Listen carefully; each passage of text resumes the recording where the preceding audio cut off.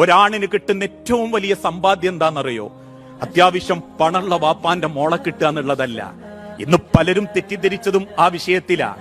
അള്ളാഹുവിന്റെ പ്രവാചകൻ സല്ലല്ലാഹു അലൈഹി വസല്ലമ പഠിപ്പിച്ചതുപോലെ വലി മാലിഹ, പണമുള്ളവർ ഈ കൂട്ടത്തിലുണ്ട്. വലി ജമാലിഹ, നല്ല സൗന്ദര്യമുള്ളവർ ഈ കൂട്ടത്തിലുണ്ട്. വലി ഹസബിഹ, പേരുകേട്ട തറവാട്ടിലെ വാപ്പാന്റെ മക്കൾ ഈ കൂട്ടത്തിലുണ്ട്.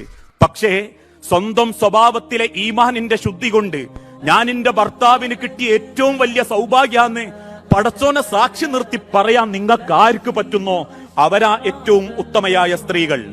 അവരാ ഈ ദുനിയാവിൽ പടച്ചോൻ സൃഷ്ടിച്ചവരിൽ വെച്ച് ഏറ്റവും അള്ളാഹു ഇഷ്ടപ്പെടുന്ന സ്ത്രീകൾ. വൽമർഅത്തു സ്വാലിഹ, ദുനിയാവിൽ പല ആണുങ്ങൾക്കും പലതും കിട്ടും, പല കോലത്തിലുള്ളതും കിട്ടും.